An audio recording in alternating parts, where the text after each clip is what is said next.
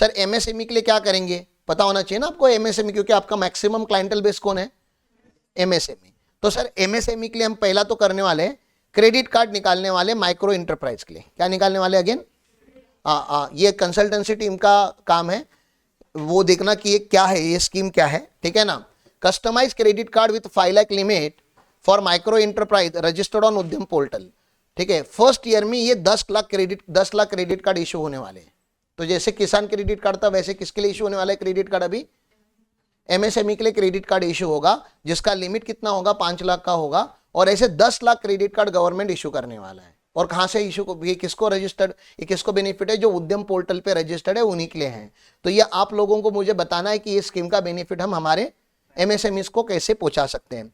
Scheme for first time entrepreneur, first time entrepreneur को greenfield entrepreneur बोलते हैं। कौन सा एंटरप्रेन्योर बोलते हैं, ग्रीनफील्ड, मतलब उसको अभी तक अनुभव नहीं है बिजनेस करने का। और उसको बैंक लोन यूजुअली नहीं देता, क्योंकि फर्स्ट टाइम बिजनेस करने जो आता है, आपको भी पता है कि फर्स्ट टाइम बिजनेस करने वाला मोस्टली फेल हो सकता है, चांसेस ज्यादा है फेलियर के as compare to the third business and fourth business. क्योंकि थर्ड बिजनेस फोर्थ बिजनेस थे, क्या थर्ड ईयर ऑफ बिजनेस या फोर्थ ईयर ऑफ बिजनेस में उसको एक्सपीरियंस आ जाता है। लेकिन फिर भी अगर नए बिजनेसमैन आएंगे नहीं तो फिर चलेगा कैसे, तो एम्प्लॉयमेंट जनरेट होना चाहिए और नए बिजनेसेस आने चाहिए, ऐसे गवर्नमेंट बोल रहा है। तो हमने भी एलिट गुरुकुल का ईपैक के पूरे कोर्स का नाम कन्वर्ट करके क्या कर दिया, बिजनेस लीडरशिप स्कूल। तो हम लोगों को सिखाएंगे कि बिजनेस चालू कैसे करते हैं। खास करके जब मैं लोगों की बात करता हूं तो यहां पे उन लोगों की मैं बात करूंगा, यहां पे विमेन की बात की गई है ना, महिलाओं की बात की गई है, यहाँ पे schedule caste and schedule tribe की बात की गई है, SC/NT की बात की गई है। तो आप लोगों को पता होना चाहिए कि ये किसके लिए लाया गया स्कीम। तो विमेन तो कोई भी चल जाएंगी and schedule caste and schedule tribe के लोग चल जाएंगे। और इन लोगों को क्या करना है, गवर्नमेंट क्या कर रहा है, लॉन्ग टर्म लोन प्रोवाइड करेगा अप टू 2 करोड़। अच्छा स्कीम है ना। हाँ, इसको स्टैंड अप इंडिया के साथ आप कंपेयर करोगे, स्टैंड अप इंडिया पे आपने रिसर्च किया था, तो मुझे आप उसमें इसको इंक्लूड करके देना कि अप टू 2 करोड़ का ये स्कीम आने वाला है। अभी आया नहीं है, बजट है, बजट अप्रूव होने के बाद आएगा। लेकिन आपको बता रहा हूँ, बैकग्राउंड बता रहा हूँ कि ये होना चाहिए। और इन सबकी जितनी भी एक्टिविटीज में मैं यहाँ पे कवर कर रहा हूँ, उन सारी एक्टिविटीज के ऊपर मैं चाहता हूँ कि अपने अपने रिलेवेंट डिपार्टमेंट जो आप लोगों के हैं, please prepare the one pager खाली, कि उस टाइप का जब क्लाइंट आता है तो हम उसको वो पेज दिखाए और हमारे कंपनी में का कोई भी छोटा मोटा एम्प्लॉय भी उसको एक्सप्लेन कर पाए कि सर ये स्कीम है, इस स्कीम का बेनिफिट ले सकते हो। रादर देन से GST ले लो, अकाउंटिंग कर लो, ऑडिटिंग कर लो, उससे आगे चलो अभी कंसल्टेंसी में, ठीक है। और किसी को भी पैसा लाके दोगे, गवर्नमेंट से पैसा लाके दोगे, लोन से पैसा लाके दोगे, थोड़ा उसकी जिंदगी आसान कर दोगे तो वो बिजनेस ग्रो कर लेगा, ठीक है। इनका फोकस भी किसके ऊपर है, मैन्युफैक्चरिंग मिशन ना। हाँ, किसके ऊपर है फोकस, देखो, ease and cost of doing business. Business करना आसान करना है कि कॉम्प्लिकेटेड करना है, आसान करना है। फ्यूचर रेडी वर्कफ्लोस बनानी है उनको, तो हम ईपैक के थ्रू या इस पूरे कोर्स के थ्रू आपको क्या बना रहे हैं, फ्यूचर रेडी बना रहे हैं, right. Vibrant and dynamic MSME sector, availability of technology, quality product, clean tech manufacturing, ऐसा सब कुछ यहाँ पे बताया गया है। क्लीन टेक मतलब एनवायरमेंट फ्रेंडली, मतलब जिससे पोल्यूशन कम हो। बिजनेस ऐसा करो जिससे पोल्यूशन ना हो या कम से कम हो। फिर उनका फोकस फुटवेयर एंड लेदर के ऊपर भी है। एक्सपोर्ट के लिए बात करनी थी ना, और ये लेबर इंटेंसिव है। फुटवेयर में क्या ज्यादा यूज होता है, लेबर ज्यादा यूज होता है ना। और जितना ज्यादा लेबर, जितनी ज्यादा एम्प्लॉयमेंट क्रिएट करोगे उतना लोगों के हाथ में पैसा जाएगा। टॉय सेक्टर के ऊपर भी फोकस है। अगर आप लोगों को टॉयज बनाने में इंटरेस्ट होगा तो गवर्नमेंट टॉय सेक्टर के ऊपर भी क्या कर रहा है, फोकस कर रहा है। आपको पता है अपने बाजू में सावंतवाड़ी इज फेमस फॉर कौन सा टॉयज, बट वुडन टॉयज, ठीक है ना, लकड़ी के जो खिलौने बनते हैं, Sawantwadi is a hub for that. और अगेन उसी की बात जिसकी मैं रोज करता हूं, सपोर्ट फूड प्रोसेसिंग। अभी फिलहाल एक government food technology, national institute of food technology बना रहा है अलग से, जैसे IIT है, IIM है, वैसे क्या बना रहा है, नया एक फूड टेक्नोलॉजी का एक नया सेंटर गवर्नमेंट ओपन कर रहा है। अभी फिलहाल वो बिहार में हो रहा है, लेकिन अगेन में what I am trying to say, Bihar में स्टार्ट हुआ है, धीरे धीरे वो पैन इंडिया में उसके ऑपरेशंस कवर हो जाएंगे। और अगर आपको भी अगर कोर्स करना है तो you can go and stay in Bihar, क्या प्रॉब्लम है, कोर्स ही तो करना है अगर करना है तो फूड प्रोसेसिंग का। लेकिन गवर्नमेंट एक ऑर्गेनाइजेशन जैसे IIT, IIM ऐसे फूड प्रोसेसिंग अगर सेंटर लगा रहा है, मतलब आप समझो कि गवर्नमेंट का फूड प्रोसेसिंग के ऊपर फोकस है कि नहीं है। मैं खाली फोकस की बात कर रहा हूं और हम भी उसी के ऊपर फोकस करना चाहते हैं। हमारा दोनों का फोकस कहीं ना कहीं मैच हो रहा है and that's the reason please gear up. जो पिछले 3 दिन का मेरा जो भाषण था उसका कहीं पे ये समराइज वर्जन है और बजट के थ्रू मैं आपको दिखा रहा हूं कि मैं जो बातें करता हूं रोज वही बजट में लिखी गई है। ठीक है सर, एमएसएमई का जो क्रेडिट गारंटी स्कीम होता है, एक क्रेडिट गारंटी मतलब एमएसएमई के पास लोन लेने के लिए, प्रॉपर्टी गिरवी रखने के लिए प्रॉपर्टी नहीं है और बिना मॉर्गेज के लोन नहीं मिलता। तो एक सीजीटी एमएससी करके गवर्नमेंट का स्कीम चलता है, सीजीटी एमएससी। वो माइक्रो को नहीं है, सॉरी इसके लिए नहीं है, मीडियम एंटरप्राइज के लिए नहीं है, माइक्रो एंड स्मॉल एंटरप्राइजेस के लिए है। सीजीटी एमएससी करके एक स्कीम आता है। अब उसमें उन्होंने लिमिट रिवाइज कर दिए। पहले जो था वो एमएससी का जो लिमिट था वो 5 करोड़ का था, अभी उन्होंने कितना कर दिया 10 करोड़। और पहले स्टार्टअप का 10 करोड़ था उसको 20 करोड़ कर दिया। और अगर एक्सपोर्ट एमएससी हो तो ये 10 नहीं, ये 20 हो जाएगा अगर आप एक्सपोर्ट के लिए काम करते हो तो कितना बड़ा लिमिट उन्होंने बना दिया। मतलब आपने इतना बड़ा अमाउंट अभी गवर्नमेंट आपसे, मतलब अगर आप कल 10 करोड़ का लोन ले रहे हो, 80% वगैरह वो लोग यूजुअली क्रेडिट प्रोवाइड करते हैं, तो आपको खाली 2 करोड़ की प्रॉपर्टी अरेंज करनी है, 8 करोड़ तो सेंट्रल गवर्नमेंट आपकी गारंटी लेता है।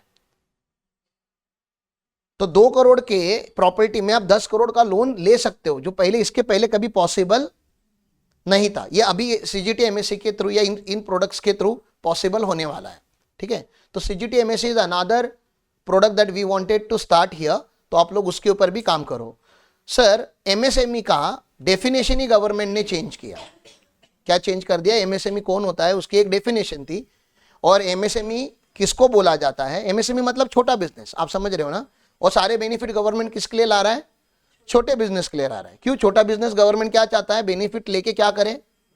बड़ा हो जाए। तो बड़े बिजनेस को क्यों नहीं? क्योंकि बड़े बिजनेस को ऑलरेडी एडवांटेज है, बड़ा बिजनेस ऑलरेडी बड़ा है, उसके बाद फाइनेंशियल पावर है, बैंक उसके सामने लाइन लगा के खड़ी रहती है, सर हमारा लोन ले लो।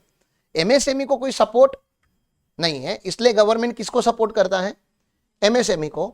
गवर्नमेंट ने एमएसएमई के डेफिनेशंस चेंज कर दिए। तो देखो डेफिनेशन क्या है।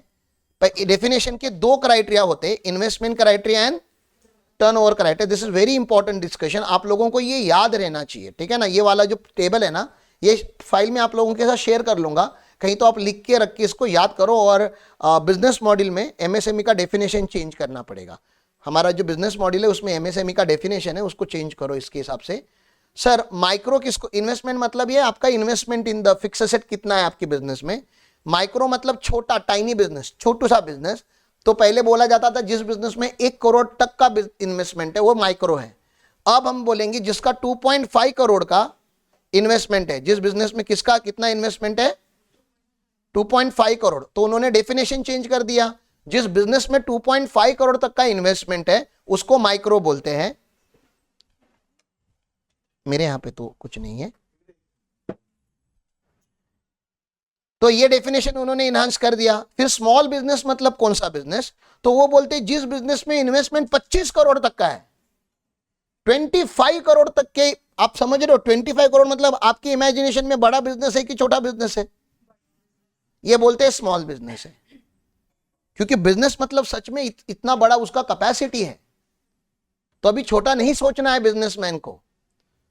25 करोड़ तक के बिजनेस के इन्वेस्टमेंट को वो बोल रहे स्मॉल बिजनेस। और मीडियम का डेफिनेशन उन्होंने बोल दिया 125 करोड़ का अगर आपका बिजनेस का इन्वेस्टमेंट है, फिक्स एसेट आपके पास 125 करोड़ के हैं, तो आप मीडियम हो। तो बहुत बड़ा इन्वेस्टमेंट उन्होंने लिमिट बढ़ा दिया। तो आप यहां से यहां की अगर जर्नी देखोगे तो 2.5x की है। कितनी है? पहले 1 को 2.5x से मल्टीप्लाई करोगे तो कितना हो जाता है? अगर आपको पुराने लिमिट याद है तो 2.5x करना आपके माइंड में पुराने लिमिट्स को, तो आपको नए लिमिट मिल जाएंगे ना। 10 करोड़ का 25 करोड़ कर दिया, 50 करोड़ का 125 करोड़ कर दिया। आपको नए लिमिट याद रखने वैसे भी। आप मुझे बता दो माइक्रो बिजनेस को कब तक बोलेंगे? 2.5 करोड़ तक का इन्वेस्टमेंट होगा तो माइक्रो। 2.5 करोड़ टू 25 करोड़ इसमें अगर इन्वेस्टमेंट होगा तो बिजनेस को क्या बोलेंगे? स्मॉल। और 25 करोड़ से 125 करोड़ अगर इन्वेस्टमेंट का अगर कैटेगरी तो उसको क्या बोलेंगे? मीडियम बिजनेस बोलेंगे। तो up to 2.5 crore micro, 2.5 crore to 25 crore small, and 25 crore to 125 crore medium, और 125 करोड़ के अगर ऊपर होगा तो लार्ज कंपनी उसको बोलेंगे, उसको एमएसएमई के बेनिफिट्स नहीं रहते, ठीक है ना। 125 करोड़ के बाद एमएसएमई के क्या बेनिफिट लेने हैं आपको, समझा आपको। इन्वेस्टमेंट लेवल सर, तो खाली बैलेंस शीट के हिसाब से एमएसएमई डिफाइन होता है क्या, नहीं, आपकी टर्नओवर लिमिट से भी होता है। तो ये बैलेंस शीट से आता है, इन्वेस्टमेंट का फिगर कहां से आता है, और टर्नओवर का फिगर कहां से आता है, पीएनएल से आता है, आपके रेवेन्यू स्टेटमेंट से आता है। टर्नओवर मतलब आपका साल का रेवेन्यू कितना है, आपका इनकम कितना है, that is your turnover, sales. इसको डबल किया गवर्नमेंट ने, 2x किया। तो पहले 5 करोड़ तक का अगर आपका टर्नओवर होगा तो आपको माइक्रो बोला जाता था, अभी 10 करोड़ के टर्नओवर को क्या बोला जाएगा, तो 10 करोड़ का टर्नओवर को माइक्रो बोलेंगे। 100 करोड़ के टर्नओवर को आपको स्मॉल बोला जाएगा। मतलब 100 करोड़ का टर्नओवर होगा तो गवर्नमेंट मिलता है आप अभी छोटे हो, हाँ, इंसल्ट है ना। और कुछ कुछ बिजनेसेस 20 लाख के ऊपर टर्नओवर बुक नहीं कर रहे, 40 लाख के ऊपर बुक नहीं कर रहे, जीएसटी लेना पड़ेगा करके।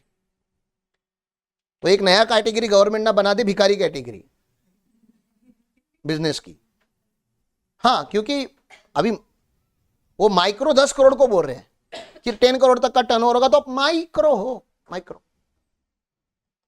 100 करोड़ तक का टर्नओवर होगा स्मॉल, और बोलते हैं 500 करोड़ का टर्नओवर होगा तो मीडियम। 500 के ऊपर जाओगे तो आपको एमएसएमई के बेनिफिट्स नहीं मिलेंगे, तो आप बड़ी ऑर्गेनाइजेशन बन चुके हो। तो मैं चाहता हूं कि आप लोग एक बड़ी ऑर्गेनाइजेशन बनने का सपना देखो ना। बड़ी ऑर्गेनाइजेशन मतलब इनके हिसाब से क्या, टर्नओवर 500 करोड़ के ऊपर होना चाहिए, या तो इन्वेस्टमेंट 125 ऊपर होना चाहिए। ये बड़ा बनने का सपना हो गया। लेकिन बड़ा बनने का सपना, लार्ज तो तभी बनोगे जब मीडियम बनोगे, मीडियम तभी बनोगे जब स्मॉल बनोगे, स्मॉल तो तभी बनोगे जब माइक्रो, और माइक्रो तो तभी बनोगे जब स्टार्ट करोगे। नए लिमिट याद हो जाएंगे प्लीज, या बिना देखे बताओ चलो। माइक्रो किसको बोलते हैं, माइक्रो इन्वेस्टमेंट कितना होना चाहिए, 2.5 करोड़ तक होना चाहिए, और उसका टर्नओवर कितने तक होना चाहिए, 10 करोड़। तो इसको क्या बोलेंगे, माइक्रो। स्मॉल किसको बोलेंगे, 25 करोड़ तक उसका क्या होगा, इन्वेस्टमेंट, और टर्नओवर 100 करोड़ तक का होगा तो उसको स्मॉल बोलेंगे। समझ में आ रहा है। और मीडियम किसको बोलेंगे, इन्वेस्टमेंट 125 करोड़ का हो गया है और टर्नओवर 500 का होगा। तो क्या आप इसको 4 टाइम करके याद रखेंगे थोड़ा, 2.5 इन्वेस्टमेंट का 4 टाइम करेंगे तो कितना होता है, 10। आप देखो ना, मैं इनको कनेक्ट करने की ट्राई कर रहा हूं। इसको आप 4x करो, हाँ, 25 को आप 4x करो, और 125 को 4x करो, हाँ। तो 4x का मल्टीप्लायर अगर आप याद करोगे तभी भी हो जाएगा। मतलब एक नंबर याद करो, 2.5, 25 एंड 125, ये हो गया इन्वेस्टमेंट का। इसका 4 टाइम करो तो उसका क्या बन जाएगा, टर्नओवर के लिमिट्स आपके बन जाएंगे। तो 4x का आपका टर्नओवर का लिमिट है। क्लियर है, चलो आगे।